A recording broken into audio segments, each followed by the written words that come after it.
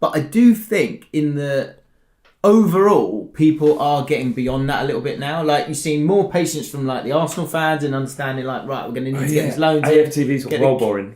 None of them are losing their shit anymore. Yeah.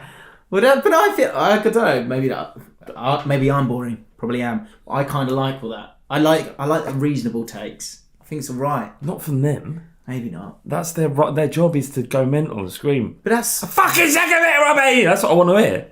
But I don't want to hear. Well, got to give Arteta time. It is mad. Don't want to hear that because you're like, they're still 10th, playing Burnley. They've drawn the last 5 games. Got to go, any? This question's got to be asked about Arteta, in there.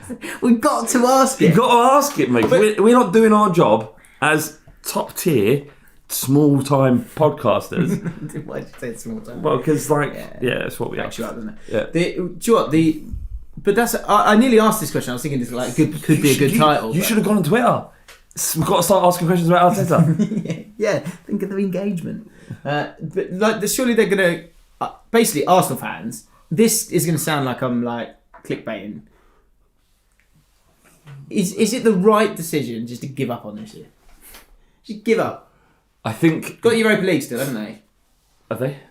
Think so. I think it's weird, isn't it? But on the league, Arsenal got reached a position. You're just like, are they in a European competition? I don't know. Do you not think wasn't that a damning indictment of them? What they were, the Invincibles. We can't remember whether they're in a cup competition or not. They sad. Yeah. It's very sad for them. Well, but the point is that the only thing to do, the only positives you can get from this year is somehow winning the Europa League. Good luck, and also just giving these kids as many minutes as possible. That's all you can do.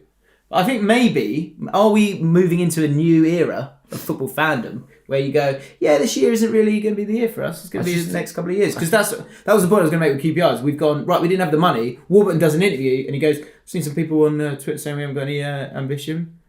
You need to get your facts straight. We haven't got any money. He basically just he made it clear we haven't got any money. Yeah. So we've got all these really exciting kids who are good on the ball. Let them play. And we're going to let them play. Just let them play. And we are going to finish mid-table. We're going to let ourselves down. And we're going to get on with it. And in time, eventually, let those seeds grow. Well, then Spurs come along and they take Spurs go, yeah. Let's have. I tell you what, you can have this one with more talent but less hunger.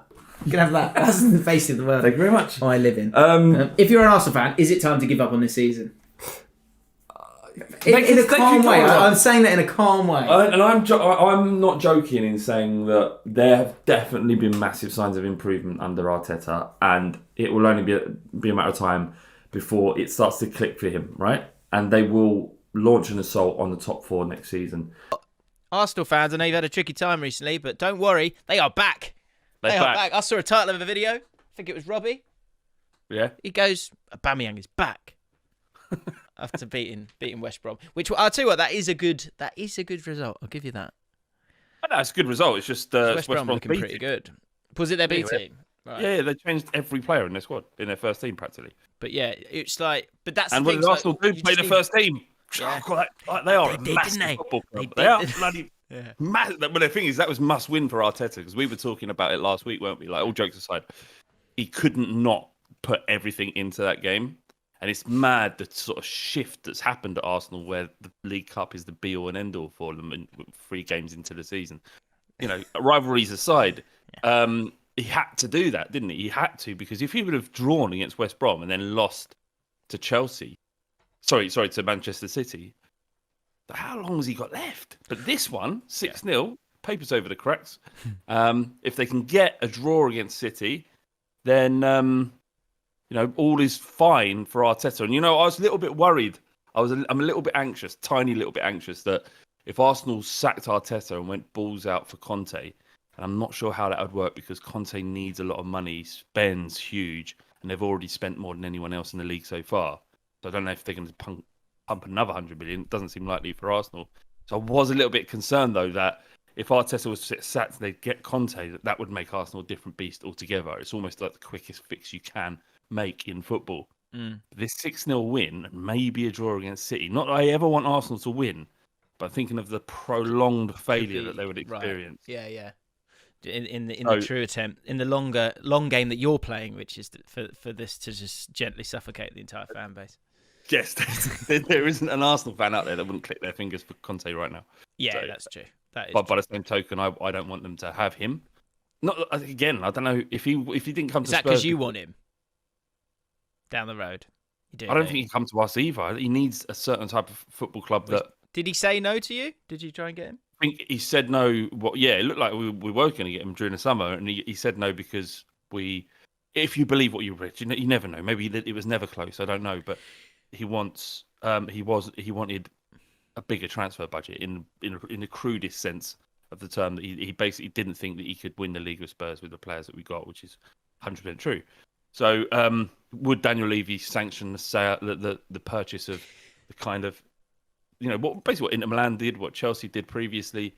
He goes after big name players who will deliver, and he knows how to manage them. Genius, isn't he a genius? How's he getting away with this? How's he getting away? How's everyone's like, well, yeah, the thing with Antonio Conte, what a wonderful manager he is, by the way, is he needs a shit ton of money to buy the best players available, and then you've got the best squad, and therefore you win the league. Like, you do need the best. You do need that much money to make Arsenal or Tottenham into title challengers, though. It's just the way it is.